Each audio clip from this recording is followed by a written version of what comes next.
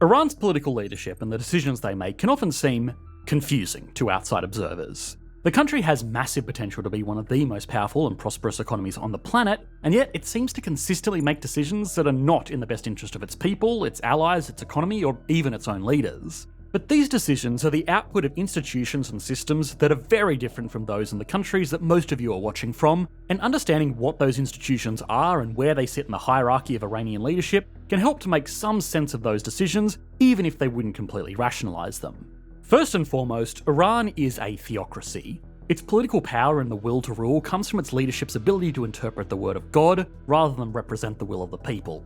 The separation of church and state is completely antithetical to the Iranian model, where Islam is the basis of its laws, as well as the way that it conducts its governance and commerce. But what does this leadership structure look like in practice? Who has the authority over what? How are these leaders selected? And finally, is the system open to change?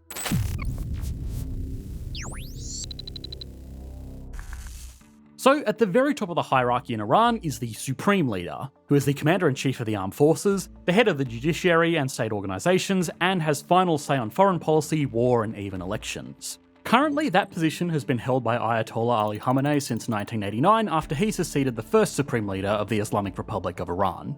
Now, the first important point before we get into political command structures is that Ayatollah is not actually part of his name. It is instead a separate religious position or rank. Now, a small disclaimer and/or apologies in advance for my pronunciation of these names. My Bogan accent combined with my less than stellar speaking at the best of times is a bit of a recipe for disaster when it comes to Arabic names. I promise I am doing my best. Anyway, in Shia Islam, there are 4 general rankings of clerics. The talibé, who are effectively just students who will normally spend 1 to 2 decades studying theology before they become a Hujat al-Islam, who are practitioners who give sermons and lead local mosques. It's not an exact equivalent, but these are the most common clerics, and they are roughly similar to a priest. In Iran, most politicians and senior government officials, including several previous presidents, also hold this title as an almost prerequisite to show that they can perform their duties and wield their authority in line with the teachings of Islam. Above that are the Ayatollahs, who are senior Shia Islamic leaders who are elevated for their deep and committed understanding of the word of God. The big power that elevates these individuals above regular practicing clerics is that they can issue fatwas, which are legally recognised rulings on certain things. Now, Islam has been practiced for centuries, so the logical question is, what new laws are they making up? But the progress of technology alone means that there is always something new, and followers look to these men for guidance on things like how to use social media in line with the teachings of Islam. Of course, it's not always so lighthearted. Late last month, a fatwa was issued by an Ayatollah declaring US President Donald Trump and Israeli Prime Minister Benjamin Netanyahu enemies of God. Above that, there are the Grand Ayatollahs, also known as the Maraji, the highest clerical level in Shia Islam. They perform the same roles but are more senior, have a larger network of followers, and can overrule the guidance of those below them. Now, here is the important thing as it relates to Iran's political hierarchy. The Supreme Leader is a Grand Ayatollah, but there are other Grand Ayatollahs that stay completely out of politics and just focus on being religious leaders. As of the time of making this video, there are 53 Maraji or Grand Ayatollahs. Most of them live in Iran or Iraq, but there are several that reside in other states across the Middle East and even one that lives and works in Canada. However, to be the Supreme Leader of Iran, one must achieve the rank of Ayatollah so that they have the ability to decree laws, which is clearly a very important role of the state leader. Without having achieved that level, they would theoretically not know the teachings of Islam well enough to make insightful fatwas to guide the nation, or at least that is the theory anyway. When the first Supreme Leader of Iran was choosing his successor, he originally picked Hussein Ali Montazeri, basically the only Grand Ayatollah at the time that was both Iranian and politically engaged. All the others were either not from Iran or simply not interested in running the country. However, that logical successor ended up dissenting against the restrictions that Iran was putting on certain freedoms, so he was disqualified.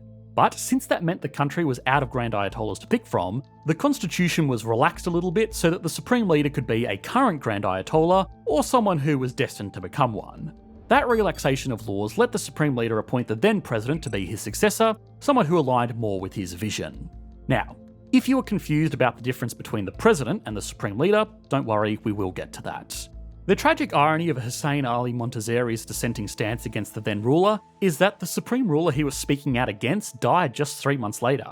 Had he bided his time to speak out just a little bit longer, he would most likely have been able to enact much more sweeping reforms as the new supreme leader. Now, actual succession has only happened once since the revolution in 1979, passing from Khomeini to Khamenei, who despite their similar names are not actually related. after he became supreme leader, he also became a Grand Ayatollah pretty quickly afterwards, which gave him the authority to decree laws for the Islamic Republic. It's yet to be seen if the next successor will be an existing Ayatollah like the constitution originally intended. Now, it must be recognised that seniority in religious organisations going hand in hand with seniority in government is actually not that unusual. Traditionally, a lot of countries, which were up until recently mostly monarchies, like to emphasise their monarch's divine right to rule. Even today, the Pope is the head of the Catholic Church, but also the head of state of the Vatican, the King of England is also the head of the Church of England, and the Emperor of Japan, in practice, is a senior figure in Shintoism. A quick side note is that in the past, the Emperor used to be the official head of Shintoism, but when Japan lost the war, the Americans really wanted to tamp down on those official powers so they didn't get any more bright ideas. Either way, of course, in the modern day, the big difference is ceremonial powers versus the absolute power that the Supreme Leader of Iran actually has. Within the government, that power comes from their ability to veto any laws or disqualify any political candidates based on their judgment, to the point where they effectively get the final say over everything, even if in theory there are some checks and balances in place. Now, to be fair, this whole thing does start with a popular vote to elect both the president and the parliament. Women are also allowed to vote, which was a freedom maintained even after the 1979 revolution. Now, the president is in charge of most of the day-to-day operations of the state. He also appoints cabinet ministers who are in charge of certain functions the same way that the president in the USA does. Parliament, again, also quite functionally similar to a lot of parliaments in the West. They vote on bills to pass into law and approve budgets. The difference comes from what happens before the votes. Anybody running for president or parliament has to be vetted by something called the Guardian Council, which is a small group of 12 people. 6 are Islamic clerics who are appointed by the Supreme Leader, and 6 are legal professionals appointed by the head of the judiciary. This could almost be seen as a check and balance on power, but the Supreme Leader also appoints the head of the judiciary, so by extension he gets to pick the people who in turn get to pick the president and the parliament. This is also why most senior politicians are mid-level clerics as well, because the Guardian Council would prefer to pick people that have demonstrated a deep understanding of the faith and have studied its rules and insights for decades. One side effect of this is that attaining this level can involve decades of study, scholarship and peer recognition, which means that most political figures in Iran are quite old. Again, not that unusual these days, but still a significant consideration for the political process.